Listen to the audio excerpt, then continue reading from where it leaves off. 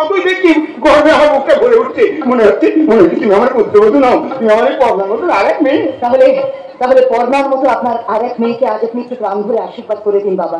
যে কাজে আমি যাচ্ছি সে কাজে যেন আমি জয়ী হয়ে ফিরতে পারি বাবা। আবার কাজের কথা বলে বললাম না? আরে শোন, হবে না? হ্যাঁ বৌদি, আজকে শুভ দিন, আমরা সবাই মিলে একসঙ্গে আনন্দ করি।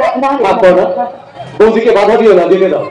বৌদি একা গেলে হবে না, আমি একা গেলে হবে না, তোমাকেও তোমাকেও তোমাকেও আমার সঙ্গে যেতে হবে কালী শঙ্কর। না না বৌমা, ওকে আজ কোথাও নিয়ে যেও না। না না না না মা, মা কালী শঙ্করকে যে আমার সঙ্গে যেতেই হবে, ওকে আমার বড্ড প্রয়োজন মা। আপনারা বুঝতে পারছেন, আমি বোঝাতে পারছি না। আমি যে কাজে যাচ্ছি সেখানে সে কাজটা কালী শঙ্কর ছাড়া হবে না মা। কি এমন কাজ বৌমা, কি এমন কাজ যে কালী শঙ্করকে সঙ্গে নিতে হবে? ওইখানে যাবো বৌদি, যুদ্ধে যাবো কন্যা, যুদ্ধে যাবো। যুদ্ধের কাজ এসে গেছে। যুদ্ধ? হ্যাঁ যুদ্ধ, অসততার বিরুদ্ধে সততার যুদ্ধ, অধর্মের বিরুদ্ধে ধর্মের যুদ্ধ, অন্যায়ের বিরুদ্ধে ন্যায়ের যুদ্ধ। আর এই যুদ্ধে আমার সারথি হবে আমার কালী শঙ্কর।